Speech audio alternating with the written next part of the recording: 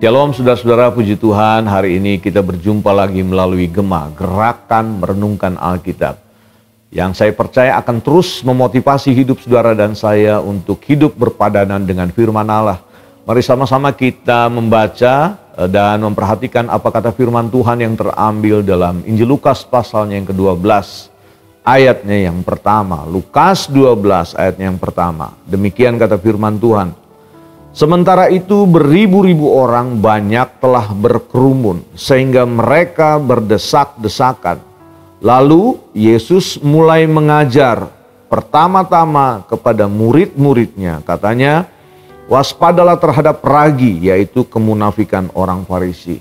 Saudara-saudara, kita tahu bersama tentunya dalam kisah-kisah Alkitab, utamanya dalam Injil Matius, Markus, Lukas, Yohanes, keempat Injil ini memberitahu kepada kita di mana saja Yesus pergi mengajar selalu disertai dengan tanda-tanda heran, mujizat yang nyata.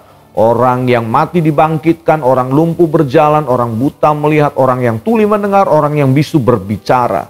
Dan setiap kali Yesus mengajar bukan cuma sekedar mengajar tentang firman Allah, tetapi mengajar penuh dengan kuasa. Berbeda dengan orang-orang Farisi dan ahli-ahli Taurat. Mereka tahu firman, tetapi apa yang mereka ajarkan selalu kontradiktif dengan apa yang mereka hidupi. Makanya pengajaran mereka tidak berkuasa. Nah, ketika Yesus mau menyampaikan pesan firman Tuhan kepada beribu-ribu orang katanya yang berdesak-desakan, Yesus memanggil ke-12 muridnya untuk mengajar dulu sebelum dia melepaskan kebenaran kepada banyak orang. Yang pertama Tuhan katakan bahwa waspada terhadap ragi, yaitu kemunafikan orang Farisi. Tuhan menggunakan kata ini waspada. Waspada artinya kita harus aware, harus sadar bahwa ternyata kemunafikan itu bergeraknya Tuhan sandingkan dengan kata ini ragi. Saudara dan saya tentu mengerti kalau kita mau membuat adonan kue, kita perlu ragi, bahan ragi yang nggak perlu banyak tetapi sedikit saja yang membuat adonan itu akan mengembang nantinya. Nah, kemunafikan itu sama saudara-saudara, bergeraknya seperti ragi, nggak perlu banyak orang, samar.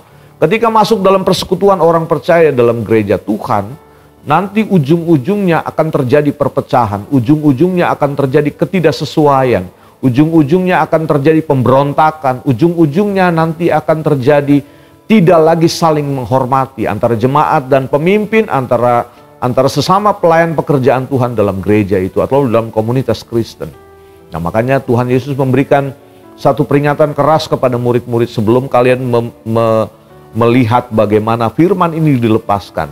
Pisahkan antara orang-orang yang munafik dengan orang-orang yang tulus, orang-orang yang jujur, orang-orang yang benar-benar haus dan lapar akan firman Tuhan. Tentu dalam keseharian kita juga tidak lepas, bukan saudara, kita bisa saja bertemu dengan orang-orang munafik yang dua wajah, two face gitu ya.